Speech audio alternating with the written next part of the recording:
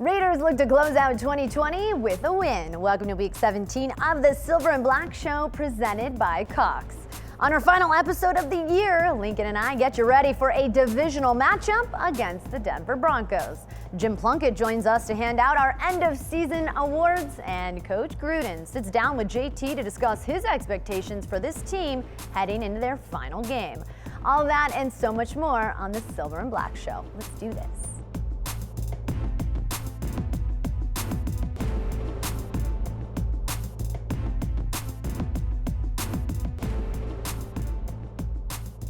It's definitely important, even if it doesn't end exactly how we all thought it would.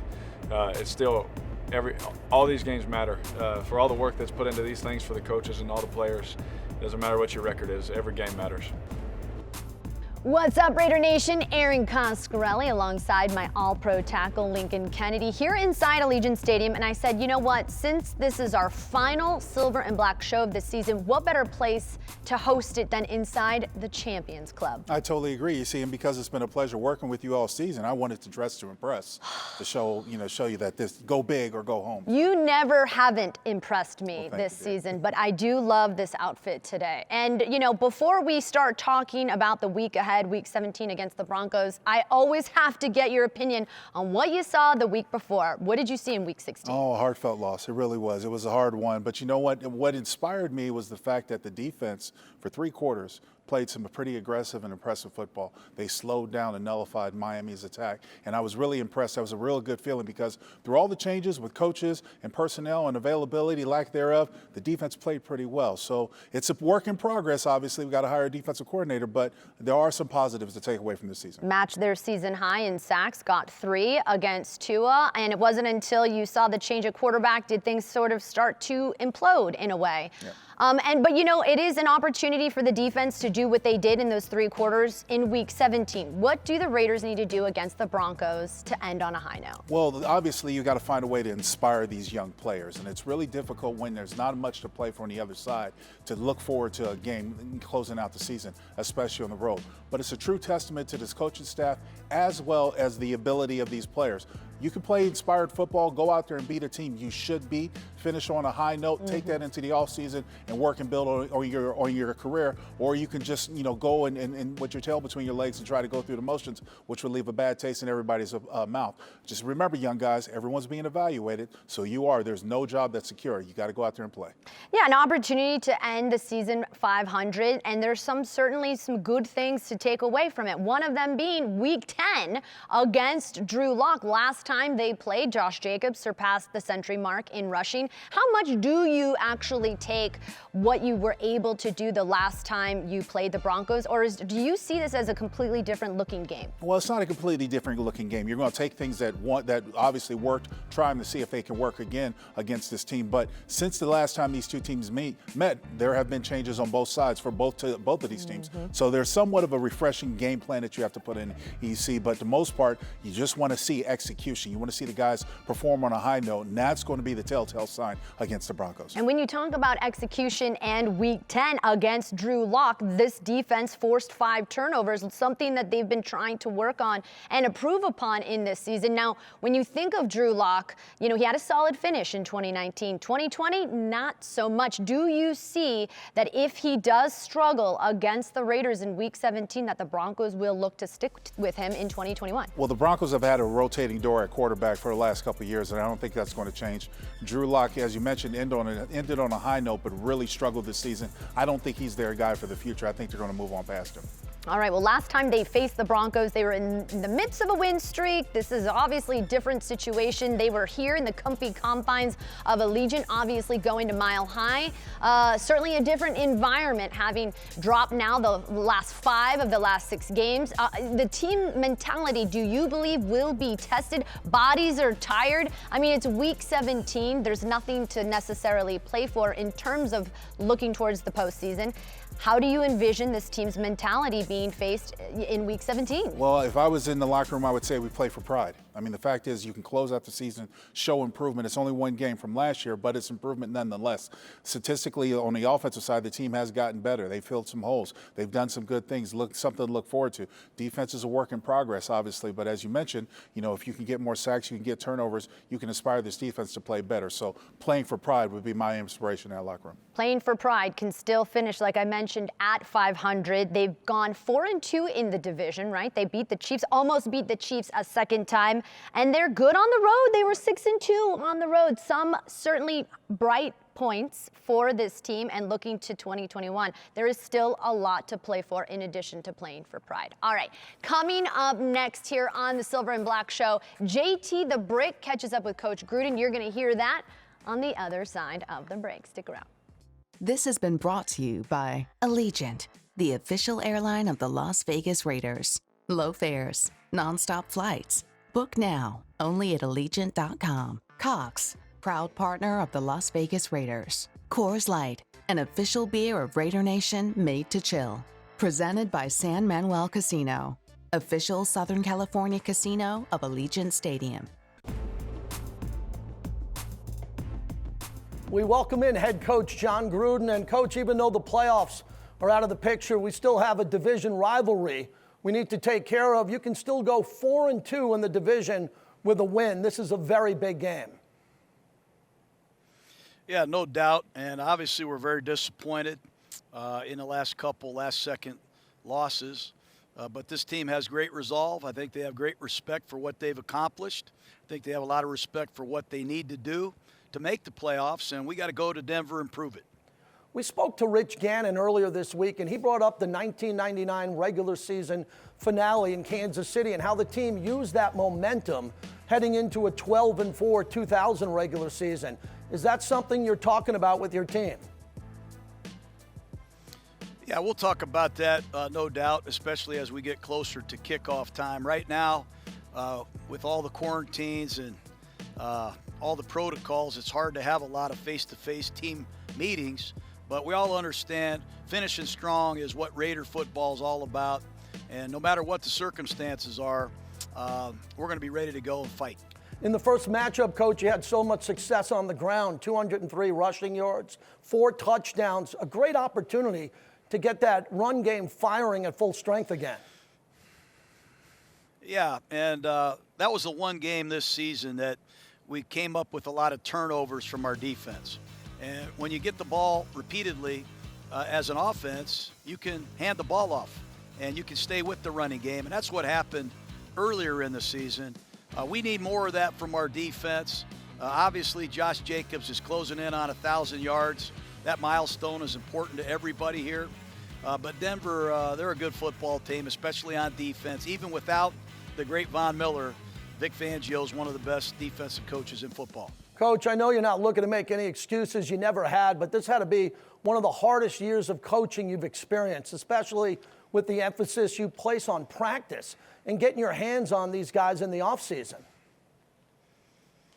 It's been hard on America. It's been hard on the world. So, I'm not going to make any excuses, but football, time spent, value received. We lost the off-season program, every team in the league. A lot of players were hit with the coronavirus. It impacted meeting schedules and practice, no doubt. But we are where we are, and we are improving. It's just unfortunate we couldn't close out the last 2 games, and that's something I got to do a better job of. Now, the evaluation of players never ends for you and your staff. You have several young players that need to finish strong. This will be a good test for them on the road at Mile High. Yeah, I think especially on defense. We want to see Damon Arnett play.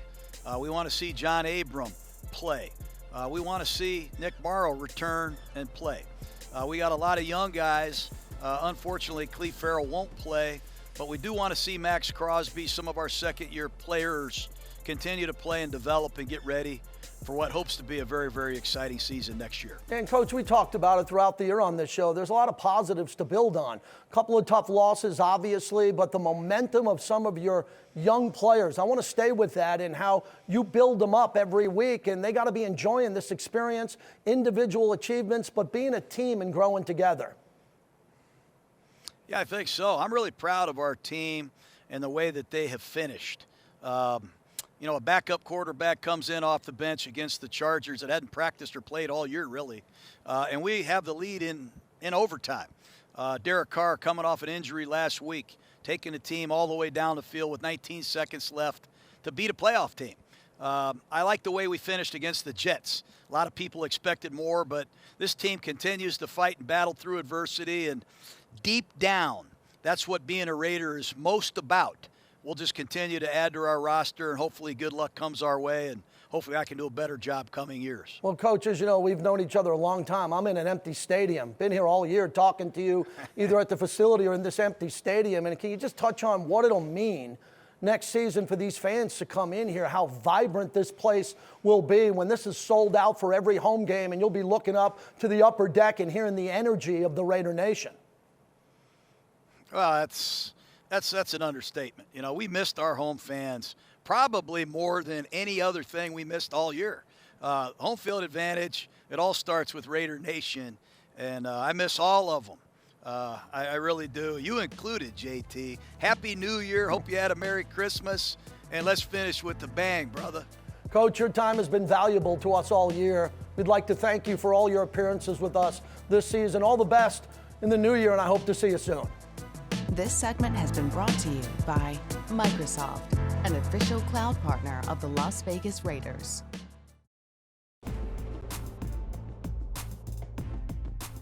Welcome back to the Silver and Black Show, and let's welcome in our two-time Super Bowl winning quarterback, Jim Plunkett, to the show. Jim, thank you for joining us today.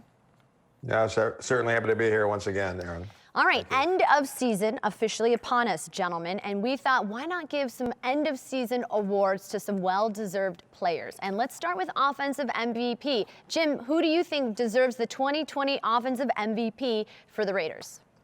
I thought it was Darren Waller. I thought he did a terrific job at tight end and spreading out. As a wide receiver, 98 receptions, over 1,000 yards, 12 touchdowns, 8 touchdowns. You know, that's kind of hard to beat. He's all-around athlete. He gets deep. He catches the ball in a crowd, and he can do it all for a tight end. So, you know, I'm very proud of the way he performed this year.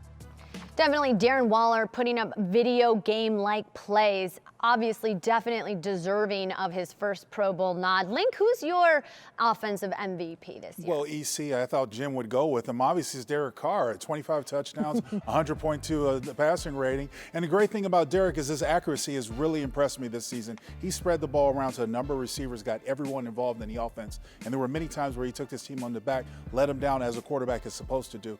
My MVP goes to Derek Carr. And Derek Carr played well because he had an offensive line taking a lot of hits for him. I'm surprised you're not going as an offensive tackle, Link, with what Tom Cable was able to do, a revolving door up front, not having Richie Incognito, Trent Brown not available, and certainly keeping those guys and Derek Carr, like you said, upright and able to make a lot of plays for the Silver and Black. So interesting indeed. Great offensive players to pick from for the Silver and Black. Let's go to biggest surprise for 2020. Jim, start off. Who do you believe is your biggest surprise player for the year? Well, I think it was Henry Ruggs, the way he performed this year. I thought, he did a tremendous job. He was down for a while with COVID, but, 23 receptions, 414 yards. But he averaged 18 yards a reception, which is extremely high in the National Football League. So, my kudos for him, the way he performed and the job he did, came up with some awful big plays during the course of the season.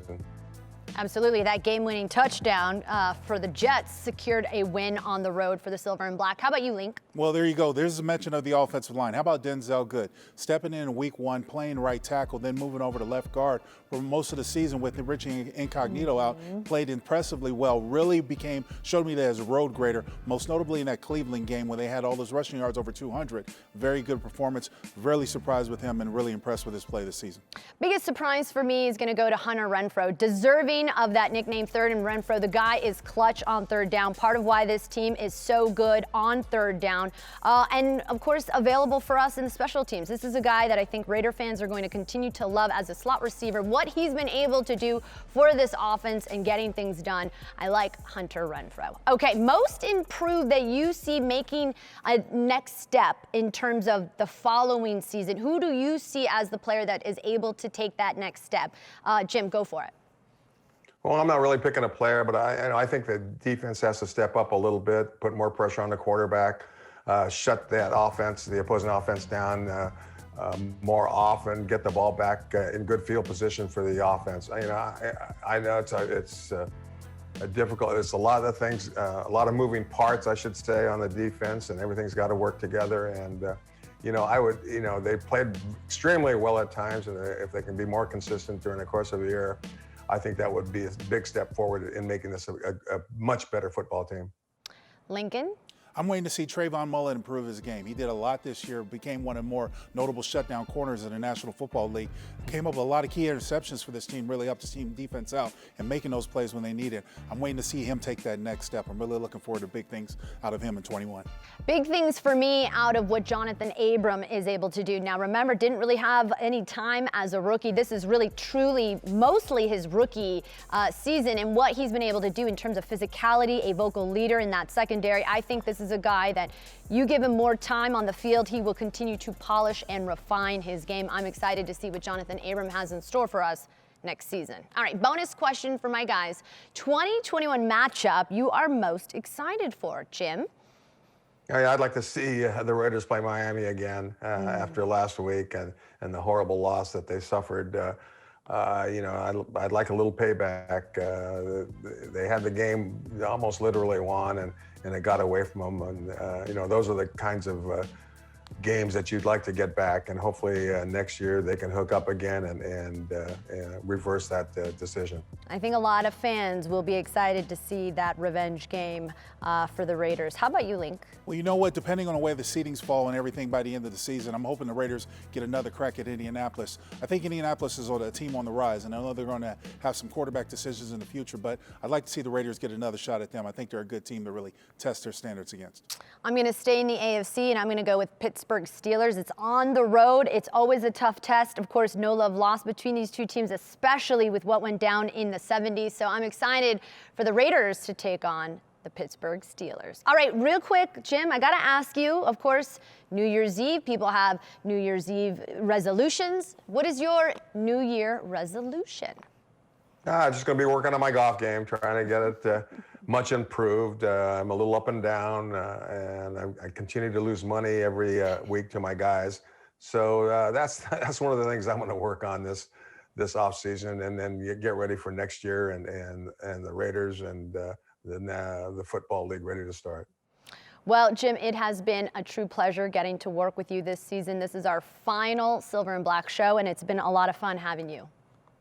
And it certainly has on my part as well, Erin. Have a good New Year's, and you too, Link, and go Raiders for next year. Go Raiders. Awesome. Thanks, Jim. All right, speaking of 2021, guys, we're going to put a bow on our final segment of the Silver and Black show as we wrap up the 2020 season. When we come back, we're talking Raiders offseason with a look ahead. Stick around.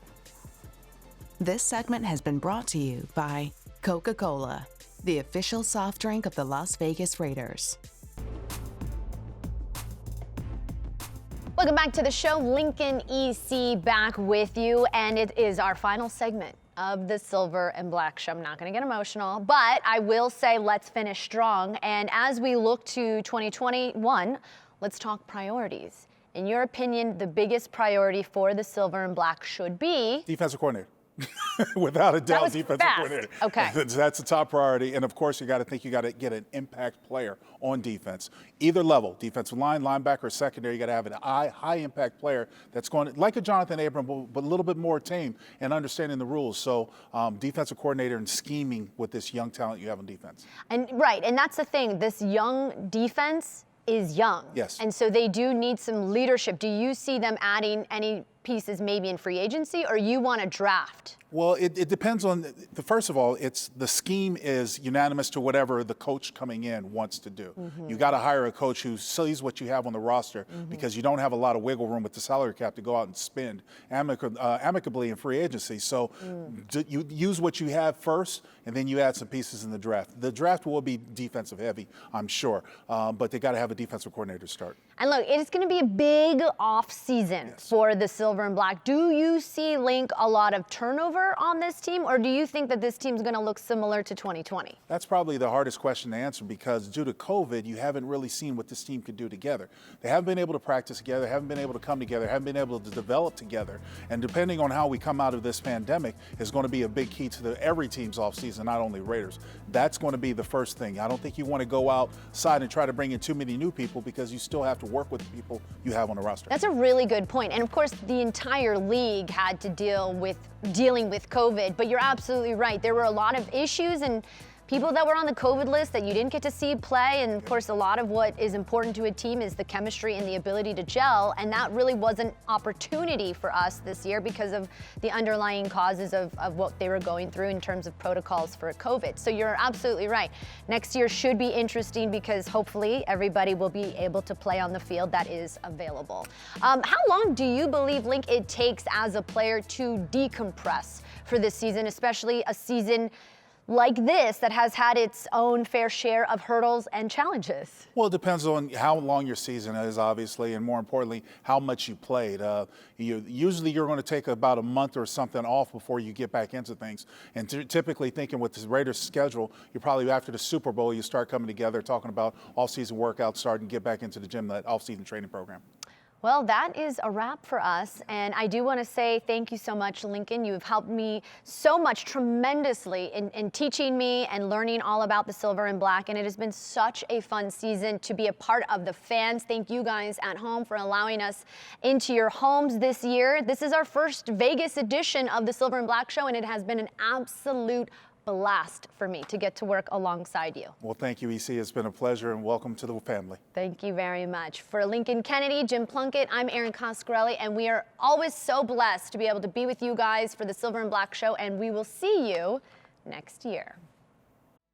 This has been brought to you by Allegiant, the official airline of the Las Vegas Raiders. Low fares, nonstop flights. Book now, only at Allegiant.com. Coca-Cola, the official soft drink of the Las Vegas Raiders. Cox, proud partner of the Las Vegas Raiders. Twitch, the official live streaming partner of the Las Vegas Raiders.